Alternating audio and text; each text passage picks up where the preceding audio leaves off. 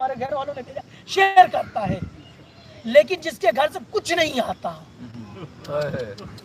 جب لوگ شیئر کرتے ہیں تو وہ روتا ہے، کاش میرے ماں باپ بھی لائق ہوتے یا میرے ماں باپ کے پاس حیثیت ہوتی۔ تو بس یہی کنڈیشن قبر میں سونے والوں کی، بڑے خوش کھاؤ کی قبروں پہ اپنی مردی کو آباد کرو، مرنے کے بعد نہیں اپنی زندگی میں آباد کرو۔ بہت ساری باتیں ہیں تو یاد ہے، یفرحون خوشحال ہوتے، ہر ایک مردہ خوشحال ہوتا ہے، یعنی اس کا مطلب جو چیزیں ہماری یاد، اور کیسے آنا ہے، بہرحال میں بزرگ بہتر جاتے، بس جوانوں کے لیے، بچوں کے لیے آنا ہے، کیسے آنا ہے۔ قال النبی صلی اللہ علیہ وآلہ وسلم، آپ حضرات سے التماس ہے کہ جملہ مومنین مومنات کے لیے سورہ فاتحہ ہی فاتحہ۔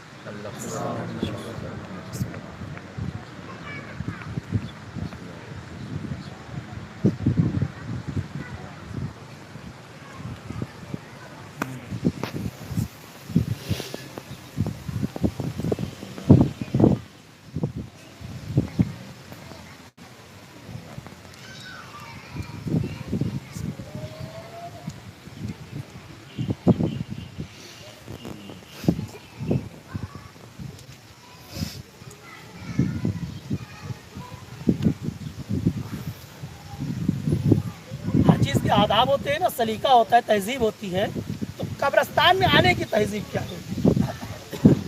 تو پہلے آئیے وہ سلام اہل القبور، اگر سلام کو نہیں یاد کوئی بات نہیں، لیکن اصل قبر کی تہذیب کیا ہے؟ آئے گھوم گھام کے چلے گئے، دیکھا سب ٹھیک ہے، ٹوٹا پوٹا تو نہیں ہے، ٹوٹا پوٹا ہے تو بنانے کی فکر نہیں۔ ان قبروں کے بنانے سے ہمارے مرحومین کو کچھ، بس یہ نشانی ہے، یہ بنانا نشانی ہے، تاکہ اگر ہم لوٹے کئی سال کے بعد یہ ابا یہاں تھے، اماں یہاں تھی، بس یہ نشانی ہے، اس سے ان کو کوئی فائدہ ہوتا پہنچنا نہیں ہے۔ فائدہ کس سے پہنچنا ہے؟ ہماری نیکیوں سے اور ہماری قبر پہ آنے سے اور پہنچانے سے۔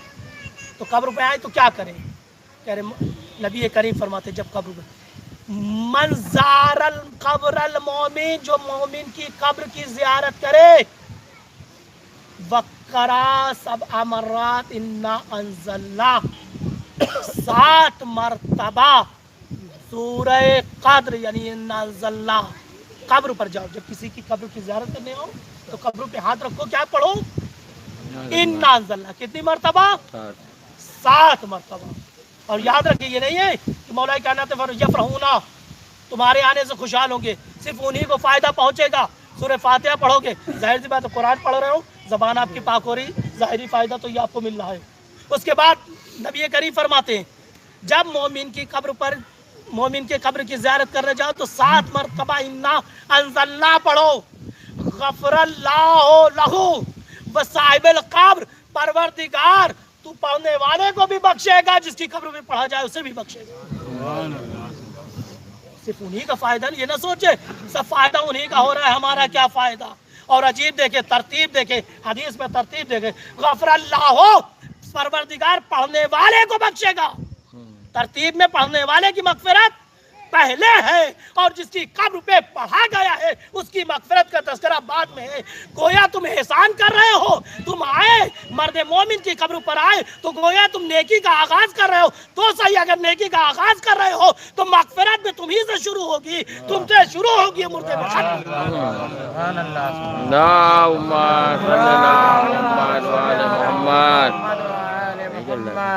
میں بات تمام کچھ بہت ساری باتیں ہیں، بس اتنا کہ جوانو جوان تو انا انزلنا پڑھ کے خلوص کے ساتھ، خدا بند علم تمہارے بھی مغفرت کرے گا اور تمہارے مردوں کی بھی مغفرت کرے گا۔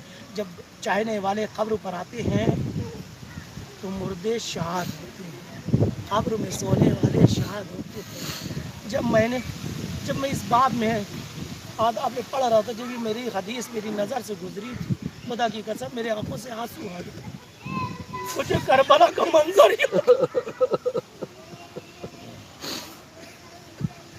ایک قبر کربلا کی نظر آئی، کچھ آنے والے نظر آئے، کربلا کا پہلا زائر جناب جابر ہے، ارے آواز آئی قبر سے، اے جابر دور ہو جاؤ۔ میری بہن آ رہی ہے. اب مجھے اسی حدیث کی روشنی میں دو جملہ کہہ دوں, بات تمام, پورا مقتل یا مصائب نہیں پڑھتا, دو جملہ. مولا کائنات فرماتے ہیں ارے جب چاہنے والا قبر پہ آتا ہے تو مردے شاد ہوتے ہیں.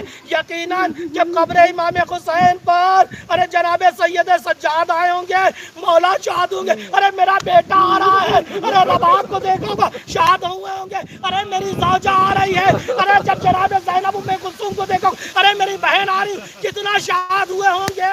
ارے جناب سجاد کو دیکھا ہوگا شاد ہوئے ہوں گے, ارے میرا بیٹا آ رہا ہے. لیکن جب ہاتھ میں ہتکڑی کے نشان, پاؤں میں بیڑی کے نشان, گلے میں خاردار تاؤ کے نشان دیکھیں گے, تڑپ گئے ہوں گے. بہن کو آتا دیکھا ہوگا شاد ہوئے ہوں گے. جب بازوئے میں رسن کے نشان دیکھیں گے تڑپ گئے ہوں گے.